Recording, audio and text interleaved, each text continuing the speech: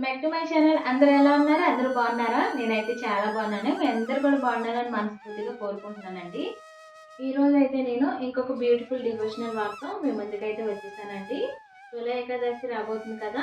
ఈ తొలి ఏకాదశి ఎప్పుడు చేసుకోవాలి, ఎలా చేసుకోవాలి, ఆ రోజు ఏం నైవేద్యం పెట్టాలి అన్నీ కూడా ఈ వీడియోలో అయితే చూపిస్తున్నాను నేను. ఎక్కడ స్కిప్ చేయకుండా చూడండి. ఇలా ఎవరైనా ఫస్ట్ టైం నా ఛానల్ చూస్తున్నట్టయితే ప్లీజ్ లైక్ చేయండి, షేర్ చేయండి, సబ్స్క్రైబ్ చేసుకోండి. మీరు ఇచ్చే చిన్న లైక్ వల్ల నా వీడియో ముందుకు వెళ్ళడానికి సహాయపడుతుంది. ఈ ఛానల్ ఇంకా గ్రోత్ అవుతుందండి. ముందుగా మీ అందరికీ తొలి ఏకాదశి శుభాకాంక్షలు అండి. ఆ విష్ణుమూర్తి మీ అందరికీ ఆయురారోగ్యాల అష్టైశ్వర్యాలు ఇవ్వాలని కోరుకుంటున్నాను. ముందుగా ఈ వీడియోని ఆ గణపతితో స్టార్ట్ చేసేద్దామండి. ఓం గం గణపతియే నమః. ఇప్పుడు తొలి ఏకాదశి గురించి తెలుసుకుందాం. తొలి ఏకాదశి అనేది హిందువులు జరుపుకునే పండుగలో తొలి పండుగ కదండి ఈ తొలి ఏకాదశి. ఈ పండుగకి చాలా ప్రాముఖ్యత ఉంది. ఈరోజు విష్ణుమూర్తిని కూడా పూజిస్తారు కదా. దీన్ని ఆషాఢ మాసంలో శుక్లపక్షంలో 11వ రోజు తొలి ఏకాదశి జరుపుకుంటామండి మనం. ఈ తొలి ఏకాదశిని దేవసేన ఏకాదశి అని, హరివాసనం అని, ఆషాఢ ఏకాదశి అని కూడా పిలుస్తారు. ఈ తొలి ఏకాదశి నాడు ఉపవాసం ఉండడం వల్ల విష్ణుమూర్తి అనుగ్రహం కలుగుతుందని అంటారు. అంతేకాకుండా ఆ మహాలక్ష్మి అనుగ్రహం కూడా కలుగుతుందని పురాణాలు చెప్తున్నాయండి. మనకి సంవత్సరంలో 24 ఏకాదశులు అయితే వస్తాయి. శుక్లపక్షంలో ఒకటి వస్తుంది, అలాగే కృష్ణపక్షంలో ఒక ఏకాదశి వస్తుంది కదా. అలా సంవత్సరం అంతా కూడా మనకి 24 ఏకాదశులు అయితే వస్తాయండి. ఈ రోజు నుండి శ్రీ మహావిష్ణువు నిద్రలోనికి వెళ్తారు. అందుకనే దీన్ని శయన ఏకాదశి అని కూడా పిలుస్తారు. హరివాసనము లేకపోతే ఆషాఢ ఏకాదశి అని కూడా పిలుస్తారండి. ఈ సంవత్సరం అయితే ఏకాదశి తొలి ఏకాదశి జూలై 6వ తేదీ ఆదివారం అయితే వచ్చిందండి. ఏకాదశి వ్రతం చేసేవారు దశమి రోజు నుండే స్టార్ట్ చేస్తారు. దశమి, ఏకాదశి, ద్వాదశి ఈ 3 రోజులు అయితే చేస్తారండి. కుదిరిన వాళ్ళు ఏకాదశి రోజు అయితే చేస్తారు. దీన్ని ఆషాఢ శుక్ల ఏకాదశి అని కూడా పిలుస్తారు. ఇది జూలై 6వ తేదీన ఈ సంవత్సరం 6వ తేదీన అయితే వచ్చిందండి. ప్రారంభం అయితే జూలై 5 శనివారం సాయంత్రం 6:21 ప్రారంభం అవుతుంది ఏకాదశి గడియలు. ముగింపు అయితే జూలై 6 ఆదివారం రాత్రి 8:15 వరకు ఉంటుంది.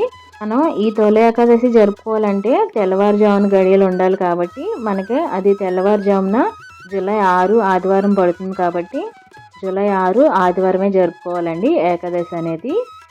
జూలై 5 కాకుండా ఈ సంవత్సరం అయితే జూలై 6 ఆదివారం అయితే వస్తుంది. ఆ రోజు శ్రీ మహావిష్ణుకి ఉపవాసం ఉండడం వల్ల బుద్ధి జ్ఞానం అయితే పెరుగుతాయండి. అంతేకాకుండా సిరి సంపదలకు కూడా లోటు ఉండదు. ఆ రోజు ఏం కోరుకున్నా కానీ జరుగుతుంది. ఆ రోజు శ్రీ మహావిష్ణువుకి ఎంతో ప్రీతికరమైన పేలాల పిండిని నైవేద్యంగా అయితే సమర్పిస్తారండి. ఈ పేలాల పిండిని జొన్నలతో అయితే తయారు చేస్తారు. జొన్నలు అందుబాటులో లేకపోతే మొక్కజొన్నలతో రెడీ చేస్తారండి. ఒకవేళ ఈ 2 నైవేద్యాలు కూడా అందుబాటులో లేనప్పుడు ఆ శ్రీ మహావిష్ణువుకి ఎంతో ప్రీతికరమైన చక్కెర పొంగల్ని అయితే నైవేద్యంగా సమర్పిస్తారండి. ఇది ఏకాదశి వ్రతం గురించి అయితే. ఇప్పుడు ఆషాఢ మాసంలో వచ్చే వారాహి అమ్మవారి గుప్త నవరాత్రుల గురించి అయితే తెలుసుకుందామండి. ఆల్రెడీ ఆషాఢ మాసంలో వారాహి అమ్మవారి నవరాత్రులు అయితే ఆల్రెడీ మొదలైపోయినాయండి. ఈ వారాహి నవరాత్రులు ఎప్పటి నుండి ఎప్పటి వరకు జరుగుతాయో కూడా తెలుసుకుందాం. ఈ వారాహి నవరాత్రులు జూన్ 26వ తేదీ నుండి జూలై 4 వరకు అయితే ఈ సంవత్సరం అయితే జరుగుతుందండి. ఈ వారాహి అమ్మవారిని పూజించడం వల్ల శత్రుబాధల నుండి అమ్మవారు ఈజీగా బయటపడేస్తుందండి. మనం అంటే గిట్టిన వారు కొంతమంది చాలామంది ఉంటారు కదా.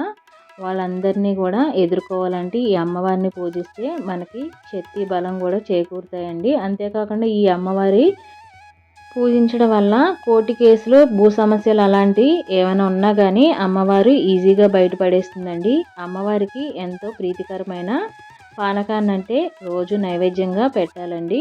ఈ అమ్మవారికి చాలా ఈజీగా అయిపోతుంది కదా పానకం ఇలా మిరియాలు, కొంచెం వాటరు, కొంచెం బెల్లం వేసుకొని అలాగే ఇలాచీ పౌడర్ కూడా వేసుకొని అమ్మవారికి నైవేద్యంగా అయితే సమర్పించవచ్చండి. కలసం లేకుండా ఈజీగా ఇలా అమ్మవారికి అయితే నైవేద్యాన్ని అయితే సమర్పించుకోవచ్చు.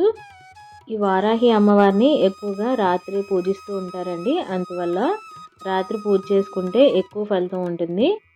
మీకు ఆల్రెడీ తెలిసే ఉంటుంది, కాశీలో వారాహి అమ్మవారి గుడి అయితే ఉంటుంది కదా. ఆ వారాహి అమ్మవారి గుడి కూడా పగలంతా కూడా క్లోజ్లో ఉంటుంది. అలా రాత్రిపూట అయితే అమ్మవారిని అయితే భక్తులకైతే చూపిస్తూ ఉంటారు. మీలో ఎంతమందికి తెలుసో కామెంట్ చేసి చెప్పండి.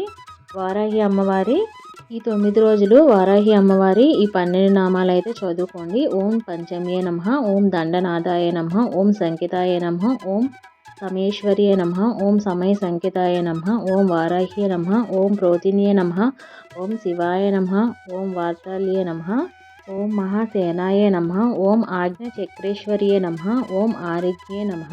ఈ 12 నామాలైనా చదువుకోండి.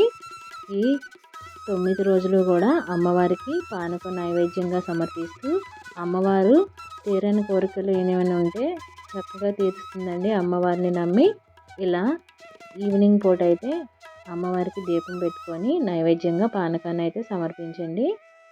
ఓం నమో వారాహ్యే నమః. వీడియోలో మీకు వారాహి అమ్మవారి గురించి అలాగే తొలి ఏకాదశి రెండింటి గురించి కూడా చెప్పాను కదా. వీడియో అర్థమైందని అనుకుంటున్నాను.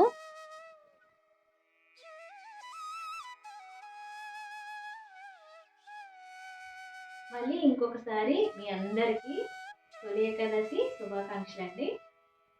వీడియో మీకు నచ్చిందా? వీడియో కనుక మీకు నచ్చినట్టయితే ప్లీజ్ లైక్ చేసి subscribe. Thanks for watching. By bye friends.